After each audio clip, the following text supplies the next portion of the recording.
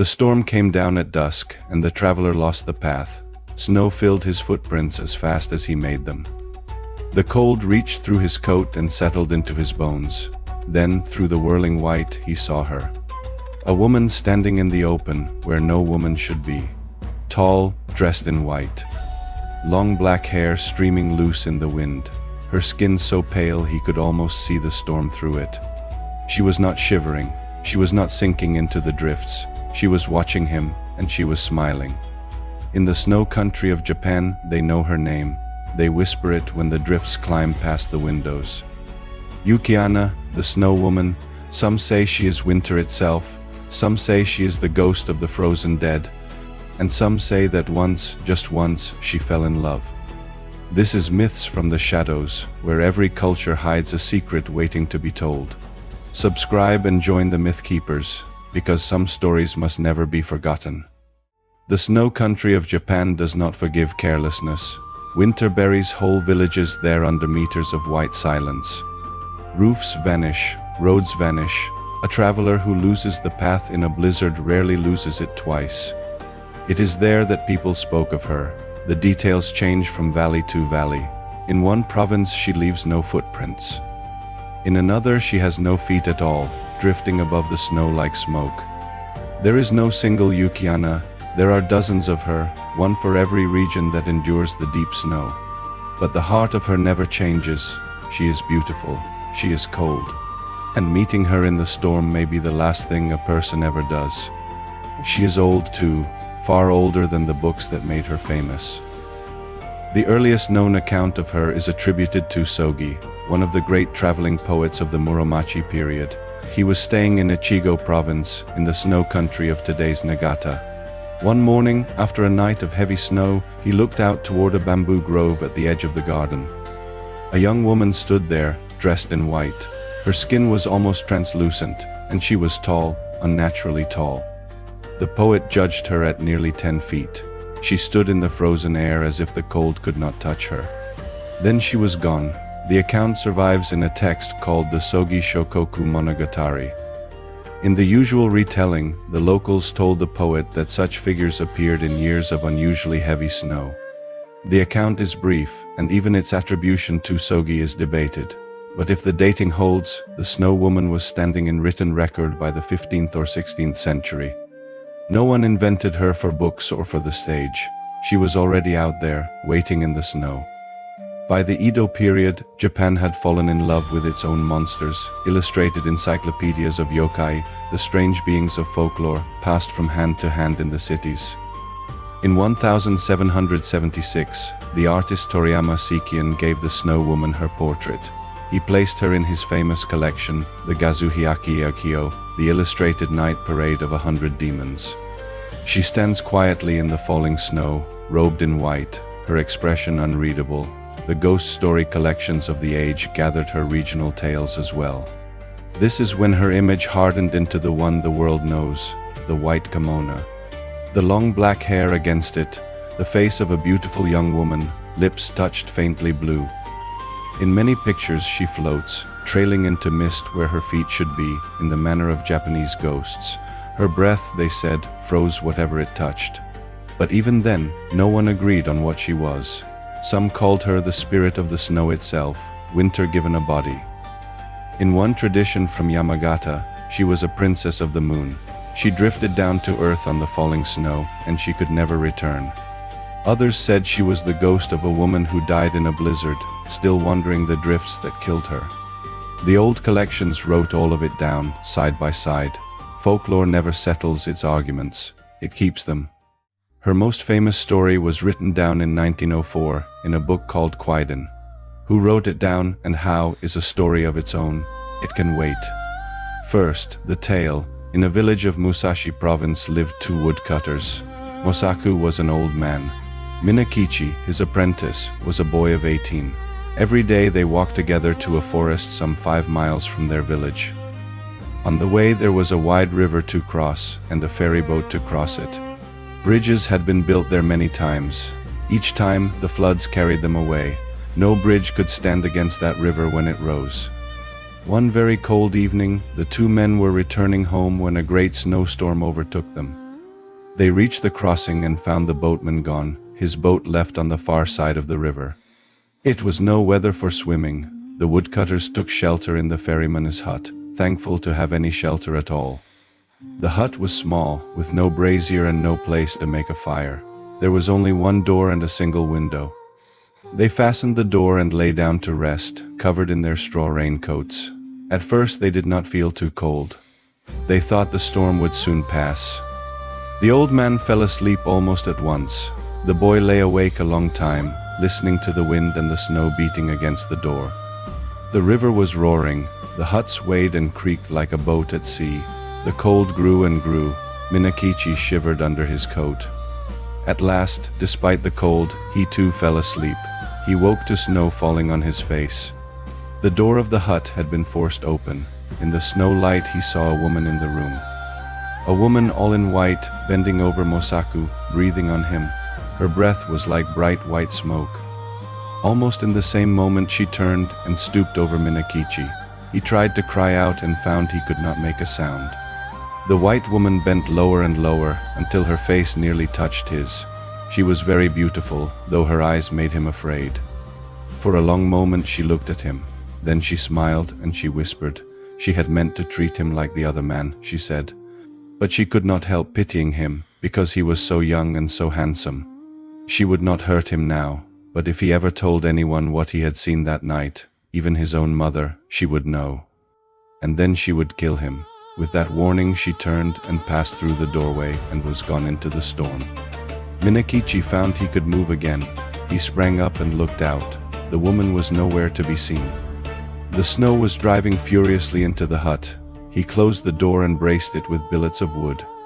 He told himself he had been dreaming, that the snow light through the broken door had confused his eyes. Then he called to Mosaku, and the old man did not answer. He reached out in the dark and touched his master's face. It was ice. Mosaku was stiff and dead. By dawn the storm was over. Minakichi survived, though the cold of that night left him sick for a long while. He said nothing about the woman in white, not to anyone, ever. A year later, walking home one evening from the forest, he overtook a girl traveling the same road. She was tall and slim and very pretty, and she answered his greeting in a voice like a songbird. Her name was Oyuki. Her parents had died, she said, and she was traveling to Edo to find work as a servant. By the time they reached the village, Minakichi was already charmed. He asked her to rest a while at his house. She stayed. She never left.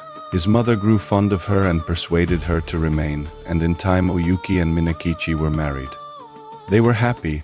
Oyuki gave him 10 children, boys and girls, all handsome and remarkably fair of skin. The village women marveled at her, because peasant life ages a woman quickly, and Oyuki did not age at all. 10 children, and she looked as young as the day she first walked into the village. Then one night, when the children were asleep, Oyuki sat sewing by the light of a paper lamp. Minakichi watched her face in the lamplight, and an old memory stirred. He told her that seeing her there reminded him of something strange. Once, when he was a boy of 18, he had seen a woman as beautiful and as pale as her. He told her about the hut and the storm and the white woman who had bent over him, smiling and whispering. He told her about the silent death of old Mosaku. He said he no longer knew if he had dreamed her or if she had been the woman of the snow. Oyuki flung down her sewing and rose. She bent over him where he sat and shrieked into his face. It was her, it was she, Oyuki, and she had told him she would kill him if he ever spoke one word of it. If not for the children sleeping in the next room, she would kill him this moment. And now he had better take very good care of them. If they ever had reason to complain of him, she would treat him as he deserved. Even as she cried out, her voice thinned into a cry of wind. She melted into a bright white mist that rose to the roof beams. It shuddered out through the smoke hole, and she was never seen again. The man who wrote that story was not Japanese. His name was Lafcadio Hearn, a wanderer of Greek and Irish blood. He settled in Japan in 1890 and later took citizenship. He collected the country's legends and retold them in English, working closely with his wife Setsu, who gathered and translated the tales. In his introduction to Kwaidan, Hearn said the story of the Snow Woman came from a farmer of Shofu in Musashi Province. A legend of the man's own village, he claimed, but no earlier written version of this story has ever been found. Scholars still argue over how much of it is true village folklore and how much is Hearn's own invention. The bones of the tale are certainly old: snow women who spare a witness, marriages to mysterious brides, wives who vanish the moment a promise breaks. That last pattern runs deep in Japanese folklore, from the crane wife onward.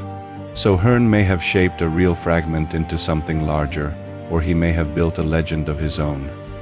The most famous story of Yuki-onna might be, in part, a foreigner's tale. And then the story did something strange. It went home. After Kwaidan was published, it was translated back into Japanese, retold, taught in schools, and filmed. In 1964, the director Masaki Kobayashi placed it at the heart of his film Kwaidan. The film took the special jury prize at Cannes and carried her face around the world. Today she walks through anime, film, and games, usually wearing the face Hearn gave her. The legend was exported, reshaped, and re-imported. Folklore does not stay still. Sometimes it crosses an ocean and comes home wearing new clothes. Step outside her nest tale, and the Snow Woman scatters into 100 forms. In some provinces she is a killer, plain and simple. She rises out of the storm, she breathes on travelers, and her breath is the cold itself. Their bodies are found when the thaw comes. In other accounts, she drains the life from her victims and leaves them frozen and hollow in the drifts. In some regions, parents spoke her name to keep children from wandering out into the snow. Even the rules of meeting her change from valley to valley. In some tellings, she calls out across the snow, and the traveler who answers her is lost. In others, ignoring her is the fatal mistake. On blizzard nights, she might knock at the door, a stranger begging shelter from the storm. Turn her away or let her in. Either choice can be the wrong one, depending on who tells the story. Then there is the woman with the child. In Tales from the Northeast, she stands in the storm holding an infant, and she begs a passing traveler to hold it. Just for a moment. If he takes it, the child grows heavier and heavier. He cannot put it down. He cannot let go.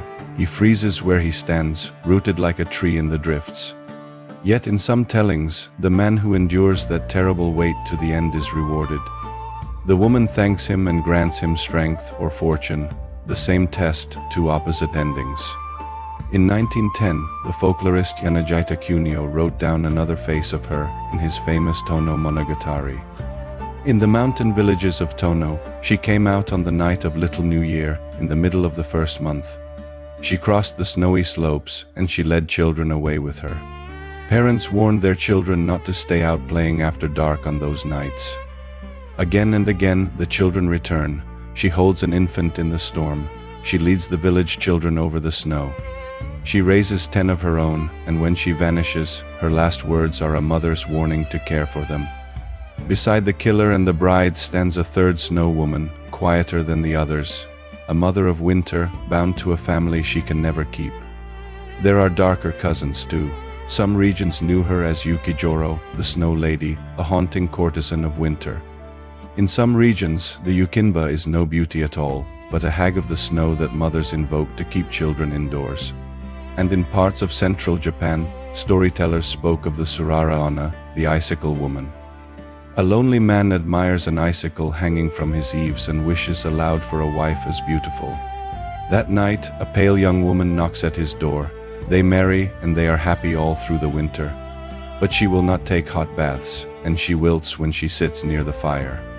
When spring comes, she is gone. In some versions, only a puddle remains where she stood. She is a close cousin of Yuki-onna, wearing a gentler face. Marry the winter, and you keep her only until the thaw. So which of them is the real snow woman? All of them. Folklore is not one book with one correct page. It is a pattern, retold and reshaped in every valley where the snow falls deep. In one province, the pattern means death. In the next, it means a marriage that cannot survive the spring. The snow is the same, only the people change. Strip away the variants, and one truth remains. Yuki-onna is death by winter, given a face. In the snow country, before modern roads and modern heating, a blizzard was not scenery, it was a predator. It took woodcutters on the mountain paths. It took travelers between villages. It took children who strayed too far from the door. And the stories of winter death often make the cold feel strangely quiet at the end, almost gentle. In these tellings, people stop fighting. They lie down in the snow as if lying down to sleep. It is a death that seduces before it kills. Give that death a form, and of course it will be beautiful. A pale woman who bends over you softly, breath like white smoke, a face that is the last thing you see. Where she is a ghost, she is grief given shape. The mountain villages knew exactly who they had lost to the drifts and where. Of course the snow was haunted, it was full of their dead. And yet the most striking thing about her is the mercy. In her most famous story, she spares a man twice. Once for his youth, once for the sake of their sleeping children. Winter in the snow country was never pure malice. It was also the season families survived together, year after year, behind the same door. The snow woman kills, and the snow woman marries, and the snow woman lets you live if you keep her secret. She is winter exactly as the snow country knew it. Deadly, beautiful, and never entirely gone. She always comes back. This is Myths from the Shadows, where every culture hides a secret waiting to be told. Subscribe and join the Myth Keepers, because some stories must never be forgotten.